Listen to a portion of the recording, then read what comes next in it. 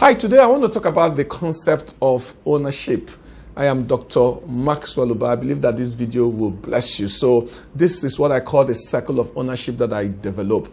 At the beginning of the circle of ownership is the concept of responsibility. So people with the ownership mindset understand what is expected of them. They are responsible people. So if they join an organization, the first thing they do is to clarify their assignment and their tasks. What is expected of me, or what would you have me to do? That's that sense of responsibility. What am I being paid for in my office is the beginning point of ownership. But ownership transcends the sense of responsibility. Ownership goes one step further to the sense of accountability. In responsibility, I know what is expected of me. In accountability, I discharge that responsibility and I'm answerable for my actions. So I do not give excuses for not meeting my performance target. I do not give excuses for the state of the nation. I do not give excuses for the state of the organization. I take full accountability for it. And the difference between accountability and responsibility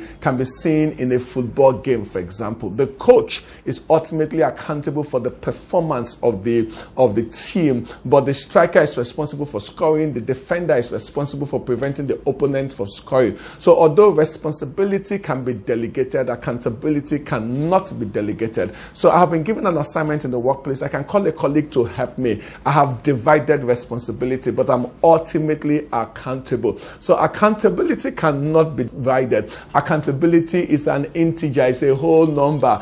One person is ultimately accountable. So the mindset of accountability says that I'm ultimately accountable for the performance of my team, my unit, or the job function that I have been given. But ownership transcends accountability. So ownership begins with a sense of responsibility, goes to accountability. The outer circle of ownership is the concept of initiative and going the extra mile. So that's the concept of ownership. So look at it this way. Responsibility is you've been asked to do A.